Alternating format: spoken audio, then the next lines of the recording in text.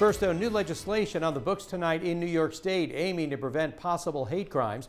It comes in the wake of that mass shooting at an LGBTQ bar in Colorado and an alleged anti-Semitic attack that was stopped in the city.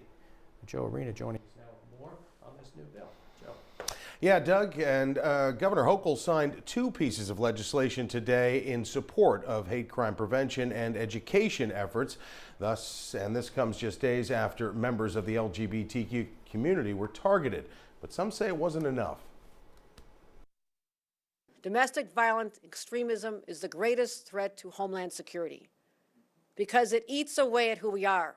It normalizes behavior that's unacceptable. Tough talk today from Governor Kathy Hochul, announcing new legislation to protect people and groups targeted by hate. And this is when we say no, no more. The first piece of the governor's legislation would require people convicted of a hate crime to undergo mandatory training or counseling and hate crime prevention and education.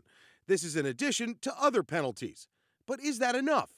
New York LGBT Network president and founder Dr. David Kilmnick says the governor's announcement was a step in the right direction, but having a mandated training after the fact, though, I think is something we need to take a look at. It's almost like thoughts and prayers, and we've had enough of that.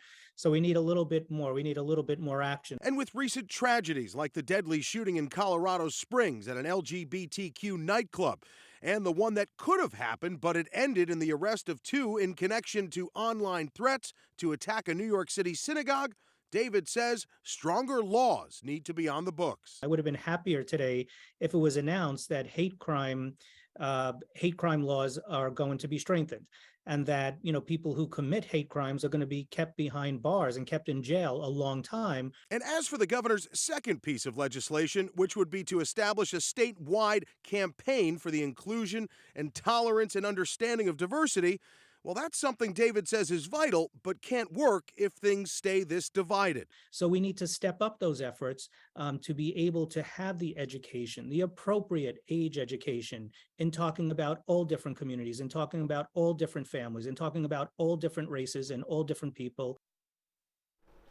And while state police is also increasing protection for communities at risk of hate crimes, David tells us that his network is working very close with both county executives on Long Island and both police commissioners to make sure all LGBT network locations are safe. And also they're working to identify other places that could be targeted. Doug?